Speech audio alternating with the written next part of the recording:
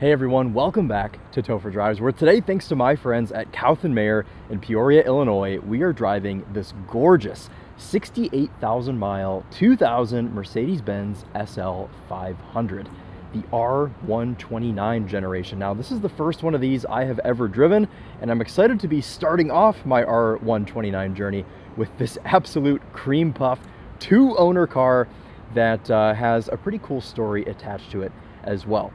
Today we're in downtown Peoria, right across from the Caterpillar headquarters, or at least what I assume is, over there behind us. And we have to take this back to Kouth & Mayer. I've been driving it for a couple of hours, enjoying it, and it's finally time to hand the keys back. So we're gonna see what this R129 SL500 is like as a commuter car in today's Tow for Drives, I suppose, biblically accurate video. But before we jump in and go for a drive in this thing, I want to walk you around it, show you what it looks like inside and out, and kind of talk about what the R129 meant for Mercedes. So this car had quite the act to follow, because the R107, the predecessor to this car, lasted for 17 model years. So that car was what people thought of when they thought of a Mercedes SL. This car had some pretty big shoes to fill, and well, having driven a couple of R107s and then driving this, whoever went from an R107 to an R129 must have felt like they stepped 40 years into the future, because that is essentially what this car was. It was 20 years newer of a platform than the R107, and it certainly feels it. Now, even though the R107 lasted for 17 years, this one lasted quite a while as well. This came out in 1990 and lasted all the way until 2001. So not quite 17 model years. This one just did, like, what is that, 11 or 12 model years. So it was around for quite a while as well. Lots of different engine choices. There was an inline six, there was a V6, there was a V8 like this car, and there was even a V12. But under the hood of this one, we have the M113 naturally aspirated 5-liter V8. Power output 302 horsepower, 339 pound-feet of torque. This has a 5-speed automatic and it's rear-wheel drive. The R129 got a facelift in 1998, pretty mild. They've got these projector headlights in the front that look kind of silly, I think, on this car, because they look just so much newer than this platform overall. We also got new bumpers, new wheel choices, a new steering wheel inside, and just a couple of other odds and ends. But I think this car is just drop-dead gorgeous. This was a time when Mercedes, you know, they were built, in an attempt to not sound like a boomer here, they were built like tanks. You know, you open the doors on this car and you feel the quality in this. So super excited. I mean, look at the paint on this. I know it's just white, but it's just gorgeous. So some of you have probably noticed the Hoover D license plates on this car, and that kind of works into the story of this. So the current owner of this car has owned it since 2001. So the car was only a year old when she got it, and it was a gift from her husband to her, and they were out on a vacation at the Hoover Dam. He handed her a birthday card, and inside revealed that she was going to be getting this SL500. So they went to the Mercedes dealer in Las Vegas, they picked this one out, and well, that's the lore of the Hoover Dam plate. She found out she was going to become a Mercedes SL owner while she was at the Hoover Dam. So I think that's kind of cool, and I think that's cool that she kind of kept that story alive through this SL for the last 24 years. So let's pop the hood, and then we'll do kind of our normal walk around of this thing. Beautiful tan leather interior, giving you a bit of a sneak peek there.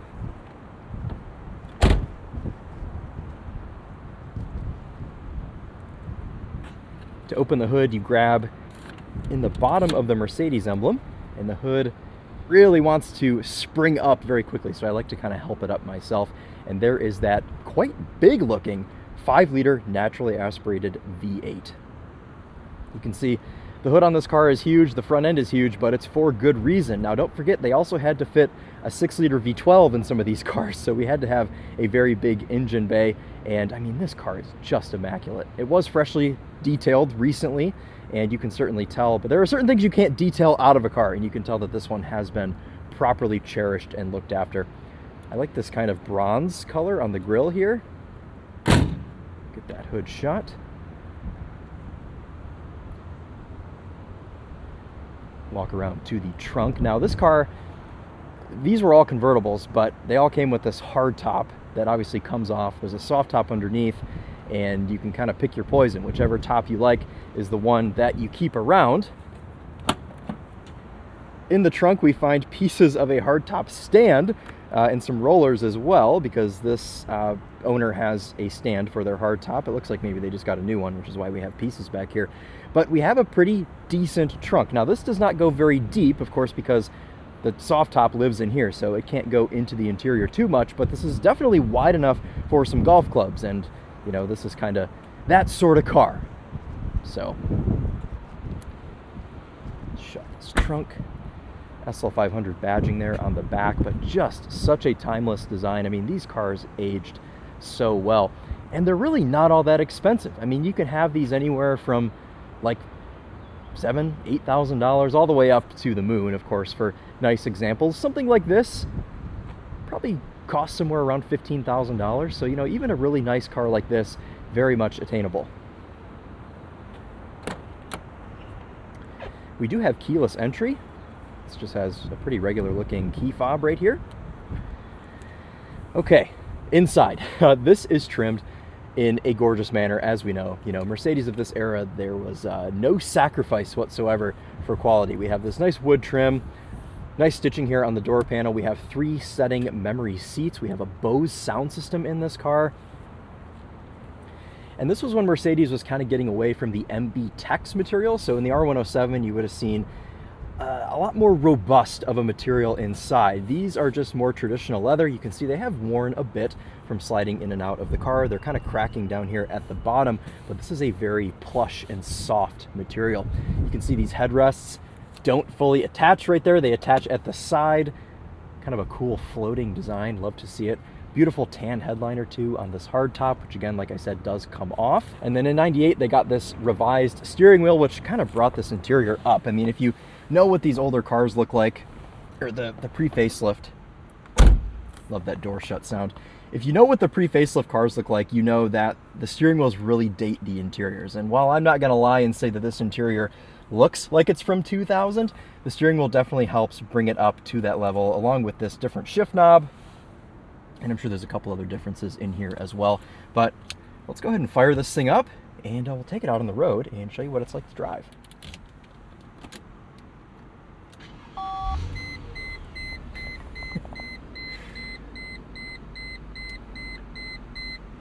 I believe there's a phone somewhere in here, because whenever this car starts up, it has that little phone tone that goes off, or maybe there used to be one in here. Little hidden compartment. I've got my phone and our ticket for the parking garage in there. Power windows. We have heated seats in here. Little cubby there, which is an ashtray with a cigarette lighter. We have this little hidden compartment on the dashboard, which I think is kind of fun. Nicely placed vents for our climate control. And well, I suppose that's just about it in here. I mean, there's really not too much going on, and this is from the era where cars were not distracting. They were just cars. Really nice, I mean, just gorgeous gauge cluster. I wish we could get back to clusters looking like this. We have our fuel level over here on the left. We have temperatures and pressures and MPG there, speedo, rev counter, and then a nice clock there on the right-hand side. These seat belts are interesting. You can see that they're a little bit untraditional looking, and the buckles themselves are as well, but they work like any other seat belt. Right. Well, I think that's just about it for a walk around. Let's see what this R129 is like as a commuter. Into drive on the 5-speed automatic. And off we go.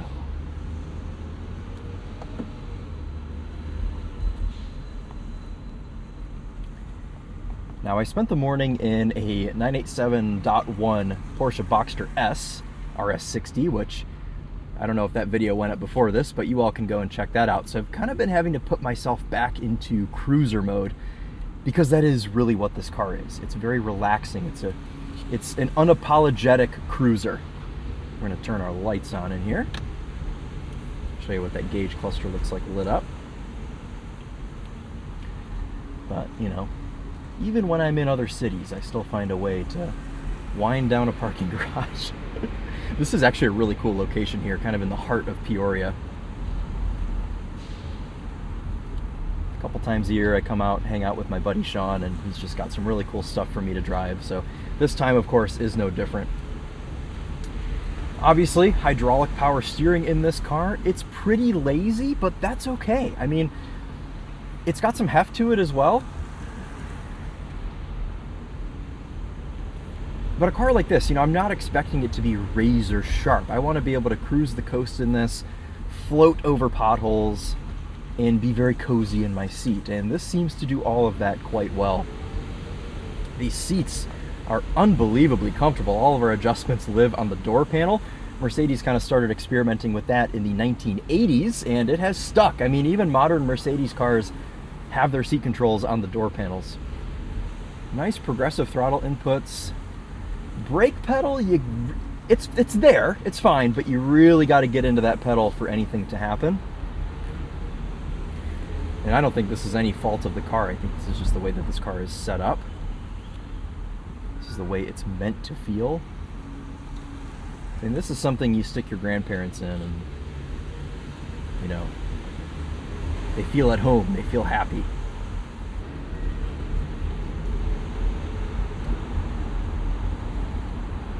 All right, let's pay our dues and we'll get this SL500 out on the road.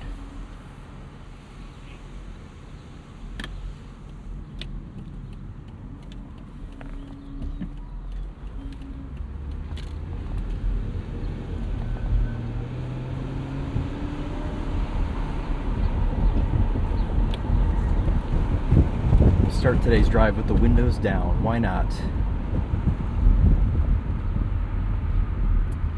If you're a longtime viewer of the channel, you know that I love these old Mercedes cars, and this is one that I hadn't checked off my list yet. So, out of all the things that were offered to me today, including some Ferraris, I shouldn't be embarrassed to admit, this is probably what I was the most excited about, just because there's just something that I love about this era of Mercedes-Benz, how nothing was sacrificed.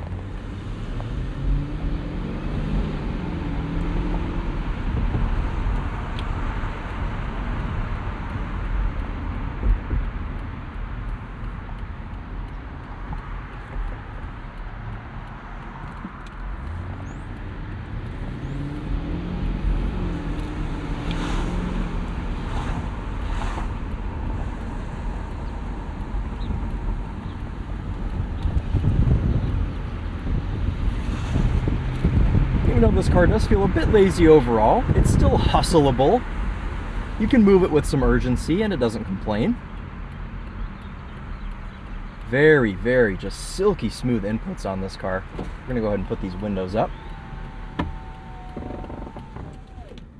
We're gonna bask in some of the coldest air conditioning I've ever felt. This is just fantastic. I've only got it set to 65 as well. It is just cooling me beautifully today. And though this 5-liter, with its 302 horsepower number, you may think, oh, well, it's quite sporty. Not really. I mean, I think the V8s and the V12s exist in these cars for effortlessness. You want to be able to just make the gaps you need to make. You want smooth, consistent power, and it does such a good job of doing that. There are just gobs of torque in this car. And I mean, this is a classic. This is a classic this year, 2000.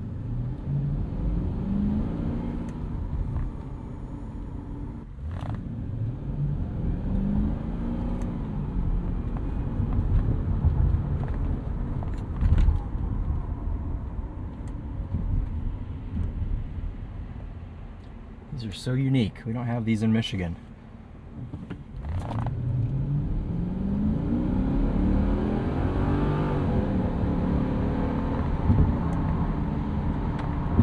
The merge just that much more challenging, I suppose.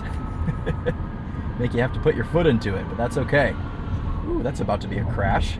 Do you see this right now? Oh my goodness. Van drivers, man, ruthless. Anyways, bridge. Quite cool, going over a river, I presume.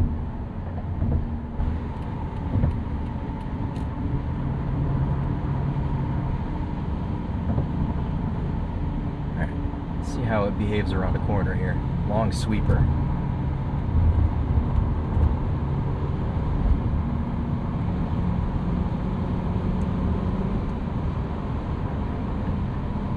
Quite a bit of body roll, but it's fine.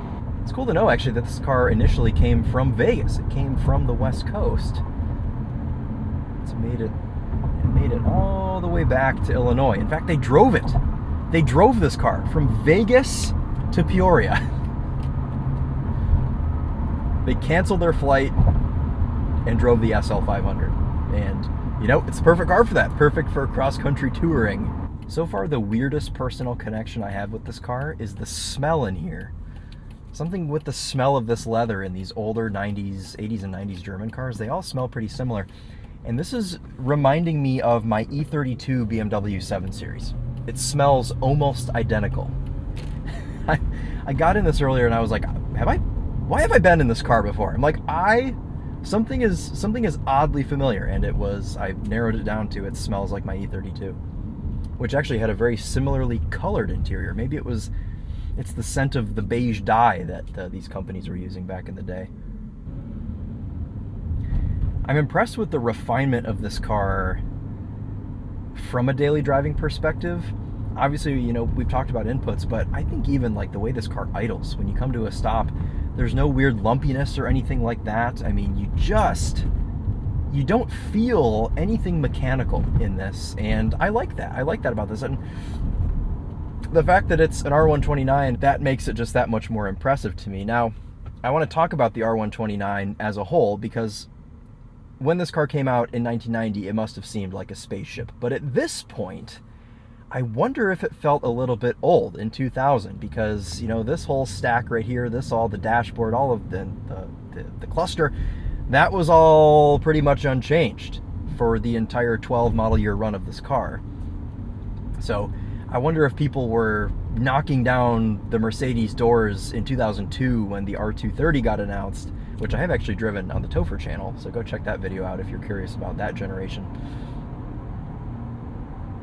I don't know though, because I'm thinking of like myself, right? Like these days when I drive something that's new but feels old, I think it's cool. So maybe people were trying to get these 98 to 01 R129s because they still kind of had that classic Mercedes soul.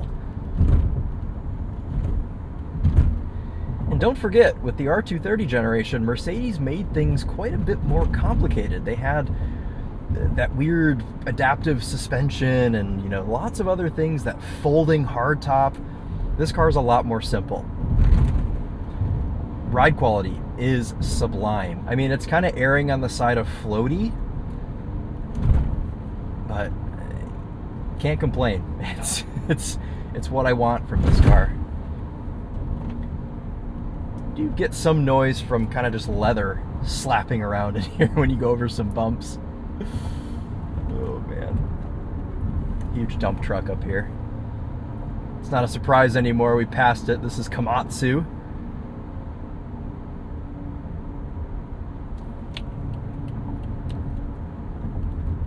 I kind of wanted to transition into ergonomics in here and talk about how comfortable it is. Well, we talked about how nice this driver's seat is, and it's very squishy. I don't know how supportive it would be on a long trip, but for what I've done today, I mean, I've been sitting in this car for like 2 hours and I'm not fatigued whatsoever. Very soft and comfy. Elbow comfiness, not the best. We have kind of some hard surfaces here on our center console and our door panel, which is a hidden compartment as well. I forgot to show that in the intro. But sometimes it's hard when you have a door panel pocket that's also a hidden compartment, you know, making that squishy enough. But seating position in here is good. We have these updated mirrors for the facelift as well. The older ones had square mirrors. These are more modern looking. You know, in the 90s, they were all about not having sharp lines anymore, and these mirrors kind of demonstrate that. But it's kind of silly because the rest of this car was designed in the 80s, so it's, you know, very sharp kind of wedged lines on the outside. Now this doesn't have back seats, but it does have places where back seats admittedly probably could go. But all that means is you have extra storage space in the back where you can put stuff.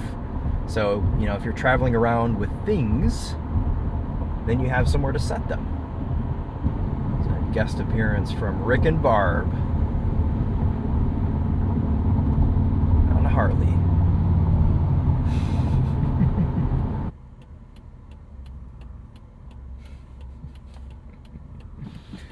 Alrighty guys, well, let's get this SL500 merged onto the highway.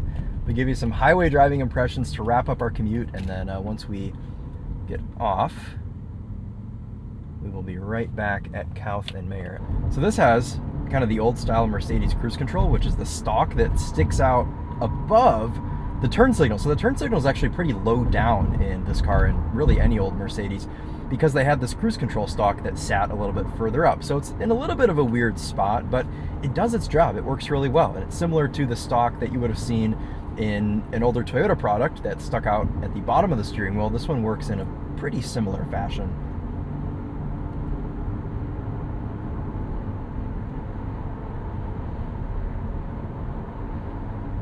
Now this section of highway is like abandoned, so when you merge on right here, there's just nobody coming ever, which is nice. It means that when you merge at a slower speed, you don't have to worry about being killed by a semi-truck going Mach Jesus.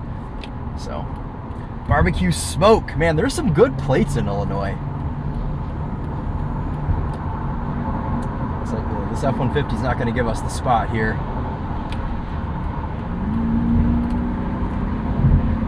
It's all right, we'll get the draft on him. Okay.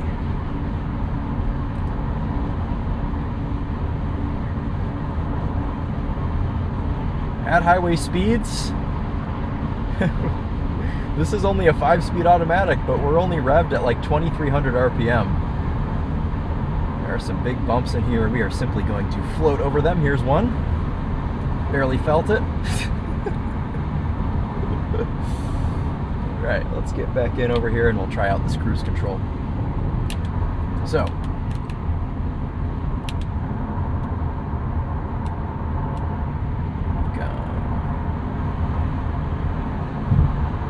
we are accelerating, push up to accelerate, push down to decelerate.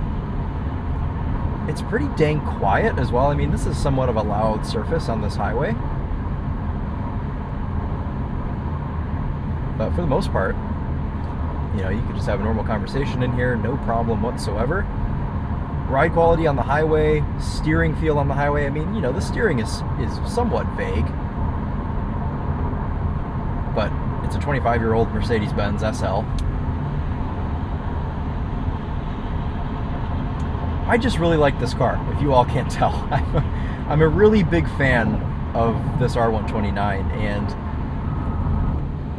like I said earlier, what I'm the most impressed with is just how refined this car feels, and it kind of validates that you shouldn't be scared of one of these. I mean, these don't have a ton of maintenance woes. I know there were some wiring harness issues around this time, but this car is too new. If you go for a facelift, 98 to 02, you're fine. You are totally golden. Not really too much to be scared of. As far as I know, this car has been fantastic for this owner over the entire 60, however many thousand miles she put on. I know it was only a year old when she got it, so I mean, also kudos to her for just taking phenomenal care of this thing.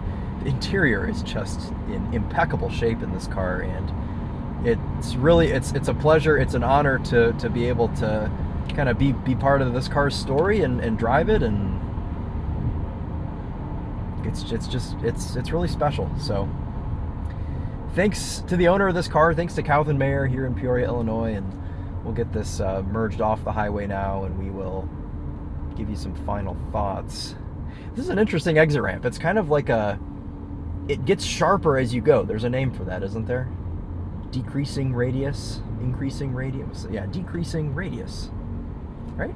I don't know, but I could see you crashing on that. Like, I could see someone taking that exit at like 50 and then just going off, because you could take it at 50 at first, but then you reach a point where you can no longer go 50. So you could see there being some crashes there.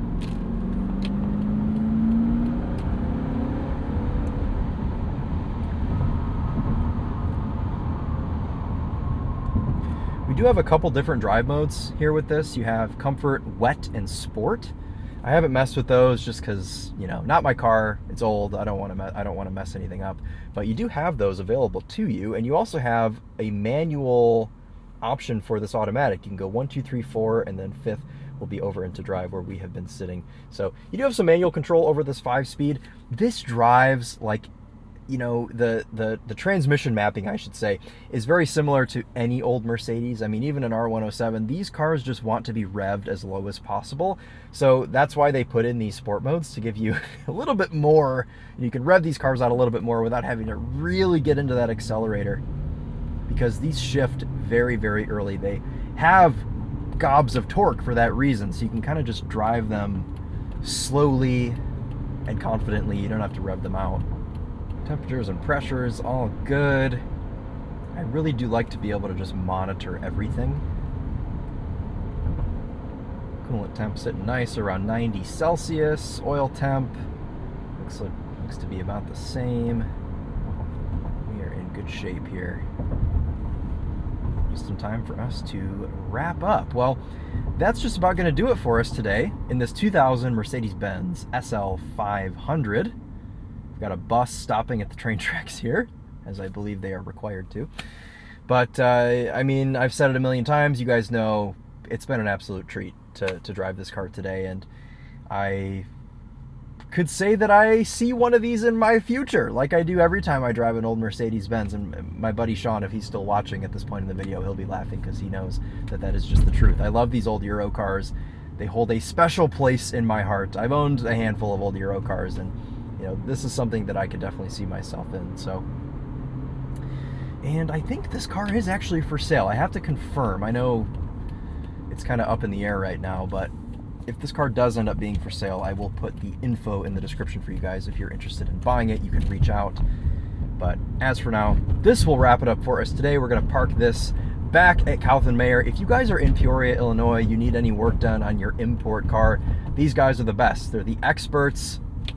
I mean, you can see right out front here, we have a 987 Porsche Cayman. There's that 987 Boxster I just drove. We have a Ferrari F430. There's a McLaren inside the building. So, you know, these guys, they're trusted with pretty high-end cars, and they're not paying me to say this. This is just, you know, me seeing their expertise, and these are the guys that I bought my M Roadster from, and the 300,000 mile, or nearly 400,000 mile E46 that you guys saw over on the Topher channel a couple of years ago. So they keep cars going for a very long time, and well, this SL has been maintained by them as well, and you can see just how tip-top this is. So let's shut this off, and we will show you the exterior one more time.